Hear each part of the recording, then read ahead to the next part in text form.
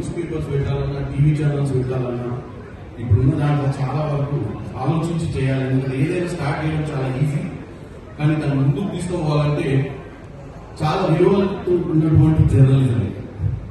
ఎందుకంటే జర్నలిజంలో కూడా మనకంటూ ఒక బ్రాండ్ ఉంటుంది అనుకోండి, ఆ జర్నలిజం ఆ బ్రాండ్లోనే కలిసిపోతుంది. అది ఏ పార్టీకి సపోర్ట్ చేసినా, ఏ వర్గానికి సపోర్ట్ చేసినా, దేనికి చేసినా కానీ దాన్ని ప్రజలందరూ ఎగిరిపోయించారు. కాబట్టి ఇటువంటిది ఏదైనా తీసుకున్నప్పుడు ఒక మంచి ఆలోచనతో తీసుకొని ప్రజలను చైతన్యవంతులు చేయడానికి నీ ఆలోచన, నీకు ఉన్నటువంటి ఎక్స్పీరియన్స్ తీసుకొస్తే డెఫినెట్ గా క్లిక్ అవుతుంది.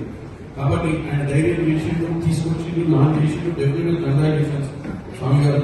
ఎందుకంటే ఇవన్నింటినీ కూడా మనం ముందుకు తీసుకోవాలంటే సమాజంలో జరుగుతున్నటువంటి ప్రతి దాన్ని చూపించేటువంటి ధైర్యం ఉండాల్సిన ఉంది.